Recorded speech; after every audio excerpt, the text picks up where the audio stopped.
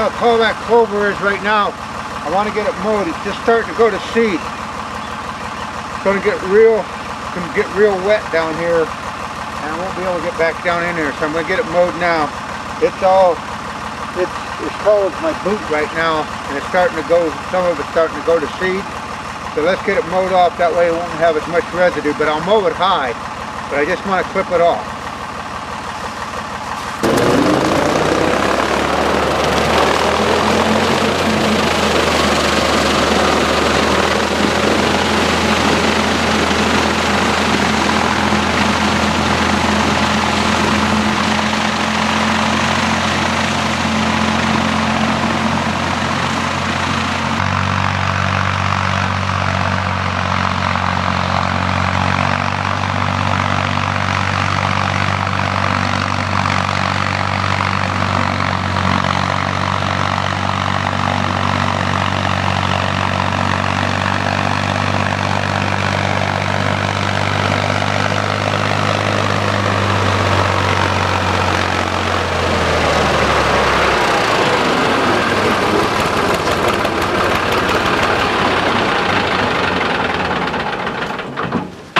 It's really vital that you mow that clover. It's a perennial and the roots are growing under it. Now what that's going to do is it's going to make the roots be that much stronger, and you don't want to get it too tall because it doesn't have to reseed itself.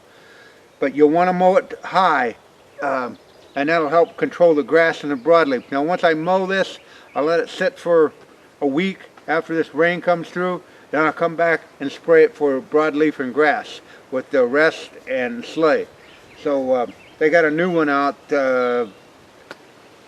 Rest Max or something like that through Whitetail Institute, and I might give that a try. But right now I just want to get it mowed down. It's plenty dry. You want to do it late in the afternoon. It's cool out right now. Going to get some rain, some thunderstorms for the next few days. That'll revive this and get it really going, and it'll crop off some of these grasses that have grown up in it. Now, keep in mind, you are going to have some grass and some undesirables that grow in your clover. And here's some of the grass right here. The Rest will kill that. Here's a broadleaf right there. You don't have a lot, but they will. And here's another broadleaf right there. You want to make sure that Slay will kill those out. And but you have to maintain this. Here's another broadleaf. Actually, you can pull some of them out if you wanted to. Get the whole root out of there. Pretty tough right there. But you will have some weeds. But you can see how much clover is in there, so it's not really hard to tell what the clover is. Now, when I clip this top off, I've just clipped the top off. I don't want to really scalp it down, and there's not a whole lot of residue. But at this time, as you can see now, you look down through there, that's how high you want to leave it mowed. And it's May 13th, and we get that rain and some heat, and this stuff will just turn all white. And I don't want it to, as you notice, some of those are already starting to turn white. It doesn't have to do that. That's going to seed, and it doesn't need to do that anyway. So we'll get it cropped off here before it rains tonight. Well, we got it mowed off, and you want to mow it off pretty high. You know, we still got it that high. Don't want to mow it right, scalp it to the ground. That's needless. That will just stimulate the growth. Plus, it'll help eradicate some of the broadleaves and the grasses in it. Now, let's wander over and see what our new food plot looked like that we planted on April 1st. You're going to see it the first time that I've seen it. I haven't been back there since April 1, so let's go look at it. Okay, here we are. This is that plot that we planted together. We knocked the trees down, we bush hogged it, had all that cauliflower rose in it. 43 days of growth, basically. It's growing in real fine. For you guys that haven't planted a perennial before, and you're only familiar with annuals, perennials come on slower. They fill in slower because the roots are growing underneath. They have to grow the root first. Where if you're acclimated to the annuals, boy, it's going to grow right out of the ground, but it only lasts 1 year, so it's insignificant. You can't compare those two. Your clovers, alfalfas take a lot more time. They take a good year to really get in there. But you can see we've had really super good germination on that.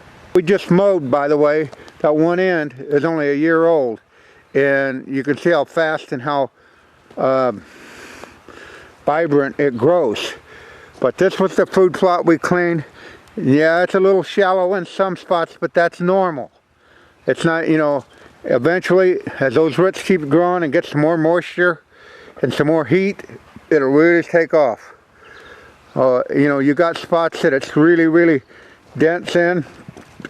Don't worry about it. There are other little spots that are skimpy. They will fill in by, you know, basically by 4th of July. Now, here's what you're going to be faced with. You will have some broadleaf weeds that grow in there. And that's what your sleigh would take out, or you can pull them out. But the ground's awful dry right now. But anything in here, there's plenty of little clovers down in there. You just haven't caught up with the big ones. But like I say, this is 43 days of growth. You were here when we planted it. And it's coming on really good. We'll give it another, after this rain, I'll get down and pop it with some more fertilizer. Got a little shallow spots over in here, but there's plenty of little clovers in there. And like I say, don't get frustrated if you have bare spots that you know, it's not quite what you want, because it will grow in. It just takes time. But for the most part, it's really green. These other spots I have no problem at all. That's normal. And in time, it'll completely get caught up. That's 43 days of growth. That's not bad. You know, especially we haven't had all that much rain. But we get the rain and the heat.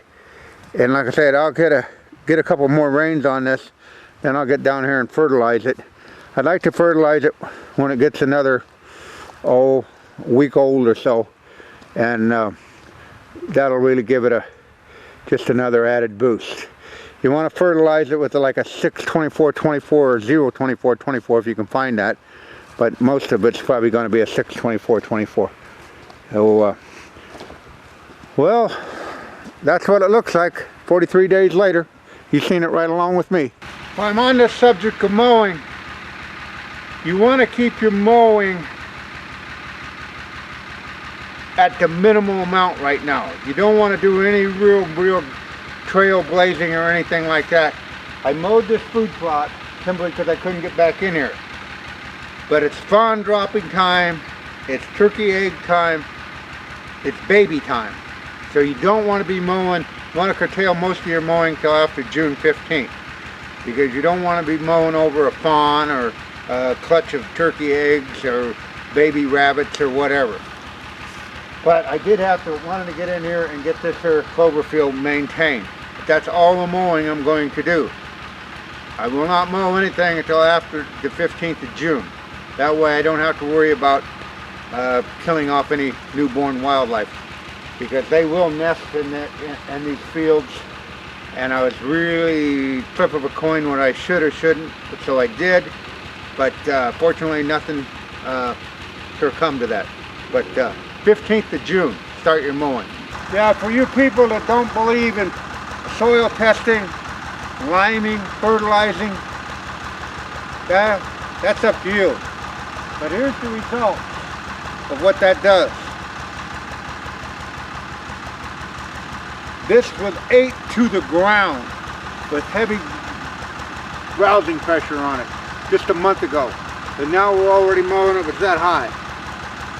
So if you do it right, you're going to get admirable results. If you do it wrong, you're going to get minimal results. But you are what you eat, and you get out of life what you put into it. Put a little bit of effort in it, you're going to get a little better results. Do it right, this is what you can expect. And you know, so many people want to make so many shortcuts today that they just actually waste their time.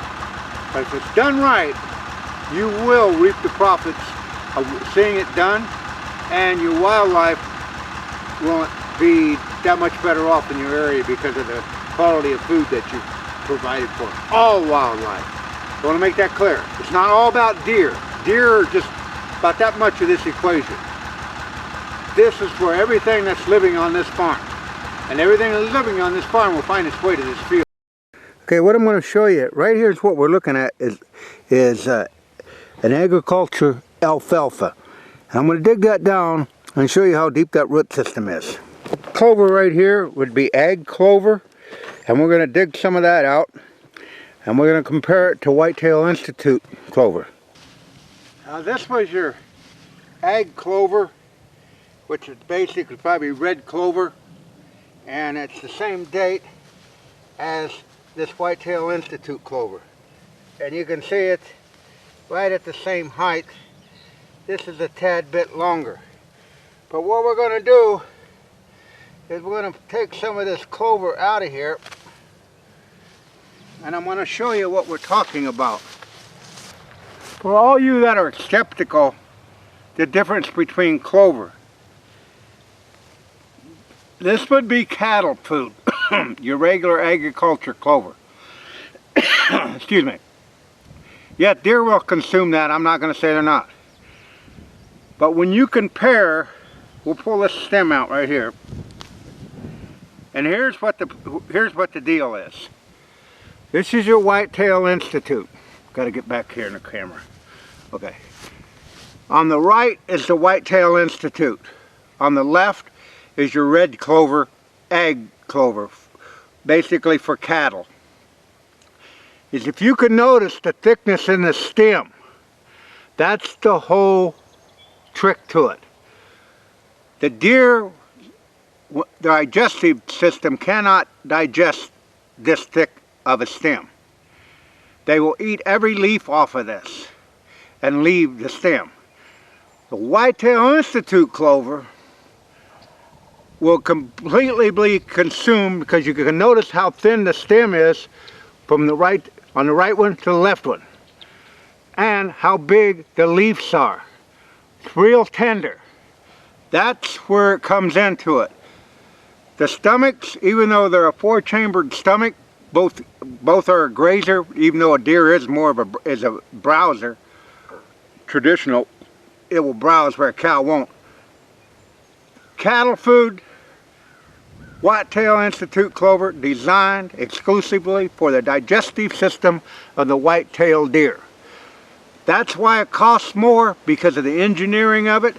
Yes, they will eat this, but they will gravitate to this, walk right through this, because look at the size of the stem in that.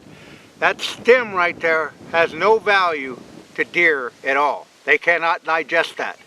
This, they'll eat the whole stem, the leaves, the whole 9 yards. Just to enlighten you what the difference in clover is. This is really, really thick compared to how thin this is. Both at the same growing stage. This will outperform, the Whitetail Institute clover will outperform this on any given day. Now, if you plant this in the city, in an urban area, yes, they will gravitate to it. Once this gets so tall, they'll quit eating it. As soon as you see them mowing it, they mow it off and bale it, the deer will be back on there, because that's when it's back tender again. But as it gets longer and stemmier, the deer have no use for it.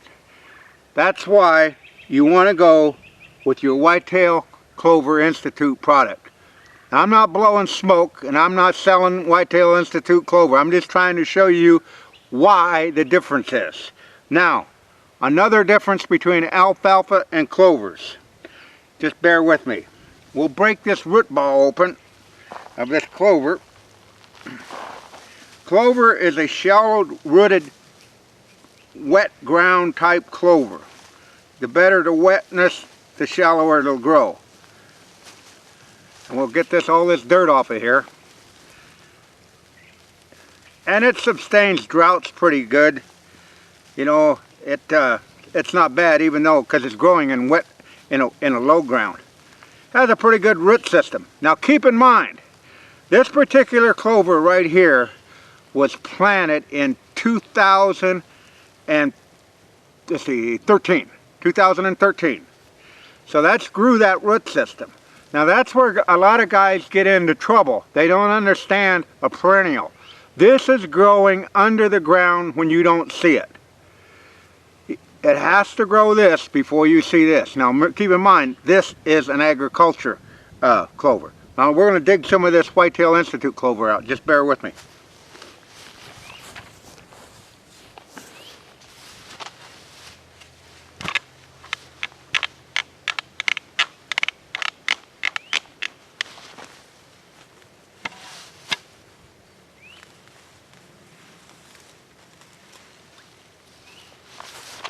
This particular clover is a year old. You notice the difference? It has a pretty good root system, but it's not overly long. But it's a pretty good mature root system. But it's a real shallow root. That's why you plant clover in a wet area, because it doesn't have to seek moisture. Now, why do you plant alfalfa? I'll show you.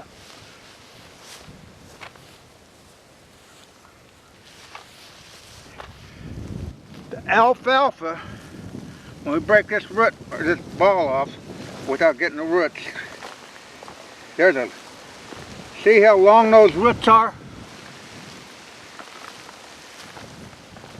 Those have really, really long roots. It's a lot longer than what the clover was. That's why this works good. Look at the root system on that. Now that's a pretty good one on the clover also, but it's nowhere the size of what's on the alfalfa. That's why the alfalfa, you can mow it in July on the second cutting, and in a week it's green again with no irrigation because of its root system. And that also, that big root system right there, that's what makes it really, really a good choice to plant on hillsides, because you have that strong root system on your alfalfa. Where did I put my clover at? Over here. Okay, here was your Whitetail Institute. Now you can definitely see the shallow rootedness and the long rootedness over the alfalfa, how long that is. That's a lot of growth. Now, alfalfa is really hard to get established, and it takes a year or two before it gets going, so don't get frustrated with it because it's growing this root system. You won't see it like you would see an annual with big flash of green. It has to grow all this structure down here before it starts growing up here. But once it takes hold, it's a 5-6 year, maybe even longer crop if you lime it and fertilize it right. Like I say, so Whitetail Institute clover, real soft, real subtle, big leaves, highly digestible because of the softness. The red clover, ag clover, real stemmy. The deer's digestive system will reject that and only eat the leaves. All you got to do is find that out, is you put a bale of ag clover out, and you'll come back and all the leaves will be eaten in the wintertime, except for this stem will not be consumed because the deer digestive system can't break it down. But you've seen them take this whitetail clover and graze it right to the ground. They eat the stem, the whole 9 yards. So that's just a little insight. Like I say, alfalfa, deep rooted. If you want to put this on the hillside, that's what you put on the hillside. It's really drought resistant once it gets started, but you've got to have a lot of patience with it because it takes time. And if you think you're going to have a perfect alfalfa field in a season, well, it depends on what lay of the ground. But if it's on hilly ground, it's going to take a while. And I'm going to show you what I'm talking about over on our pond. Whitetail Institute clover. Shallow rooted, thin stemmed, highly digestible, high in protein. Ag clover, the deer will eat it. Stems too thick. This was designed for livestock, not deer. This was solely designed by Ray Scott of Whitetail Institute. totally for the consumption of the white-tailed deer. Let's go look at our food plot on the back side of the dam. Okay, the last time you seen this, we were just finishing up seeding the back side of this pond, and it's coming in green. This was planted in Alpha Rack Plus, and the nice thing about Whitetail Institute's products is they always put a blend in it. And the reason why is it gives other different seed time to take a hold, while other seed might take off faster. Now you remember that the deep-rooted alfalfa, that's why we planted that for those hills. The shallow-rooted Whitetail Institute clover is for the low spots. And I'm going to pan around here and take you around and show that the third blend was in there was a chicory, and that's less waxy, highly palatable to deer. It'll help grow ground cover. Why, like I said, it takes a long time for a root system like this to grow underground. Some of you people that aren't familiar with alfalfa, you're going to be a little down in the mouth about it. It's like, I planted it, it's not growing. This is what's growing. You're not seeing it. Look how long that's as long as my hand. But that has to grow before you're going to get any real flash up on top. So just have patience. You may have to, it'll take a year. Maybe you have to do a little reseeding. On here I will, because I've had some erosion. That's what these silk socks are out here for. But we'll go down here and I'll show you where the alfalfa's growing and where the clover's growing. Okay, those bright little green guys right there, that's your chicory. That is really, really palatable to your white-tailed deer. And we pan over in here. Here is your little alfalfas. They're not really big yet, but remember, they're growing their root. They have to grow their root. They're on this side hill. The chicory come in really good. You're going to have some erosion on the hill. Over in here, the alfalfa is really doing good. The clover's coming in with it. Eventually, the alfalfa will outdistance it because it's taller. The chicory is really, really good. You're going to have some grasses that come in here. And once this gets a little taller, we'll spray that. And we can get rid of some of that grass. But you're going to have, you know, some weeds come in with it because, you know, it's a dormant seed bank. But you can notice the alfalfas are in there. They're just not going to be as tall as what you think they should be for 43 days. Now over here is an Achilles heel. You notice there was some erosion coming in here, coming down. We strawed it. And it still has it, but the seed is still germinating. It just takes time. And here's some broadleaf weeds in here. Now, if you didn't want to use a herbicide, you can pull those weeds out by hand. Doesn't take that long to do that. But we'll go up here, or down over in this area here. It had a lot of rain on it, but the seed's still there.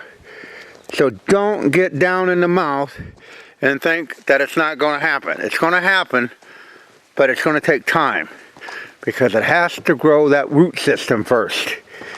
And if you remember, right up on top, we went with our Imperial Whitetail Clover on top of that because I wanted to have a clover stand up here. And so we'll venture up here on top of the dam. Now, here again, it's just in its infancy. But it's growing, and it'll take time. A lot of guys don't have the time for that. They're not acclimated to the time element that it takes. But there's all kinds of little clover in there. And we get the right rains, they'll really get going. But you can see how flash that is. It's growing really good, but you have to have a blend. You got the chicory, the alfalfa, and the clovers. Now, it'll eventually all grow in, but you know, it's pretty, well, a guy can really get bad and think he did something wrong. They didn't do anything wrong, it just takes time. and the right rains and the right humidity, and it's farming. And pretty soon you'll have it just like this. Now see, I can't mow this. I'm not going to mow this because there can be babies in there. And the fawns were dropping them in there, and you can see up around the cabin. I'll just leave that high for another month and then come in and crop it off. But I would rather err on the safe side than, you know, destroy something that Mother Nature made in wildlife. So it's coming along. It's not as, I'd rather show it to you how it is than blow smoke up your butt. But the clover is really coming in really good. And like I say, we haven't had that much rainfall down here, so we've got a good start on it. But just keep in mind, the roots on a perennial have to grow first. So if you go out and you planted a perennial and you see this kind of result, don't think you screwed up. Just give it time. I really hope you learned something from this video, because it's so confusing for people that are getting into food plots. They're not really up to speed on growth of things, but the roots have to grow first, then the top will follow. Without a root system, you're not going to have a top. The roots take a long time. Same way with your clover. So that's it from the non-typical Norwakian. We'll get back in it sometime in July, see how it come along. Just stay the course, let Mother Nature take its course, and you'll be all right. But I know some people can get frustrated really easy when they don't see that big green thing as you have in an annual. Annuals are easy to grow. Just need a little rain, boom, they're up.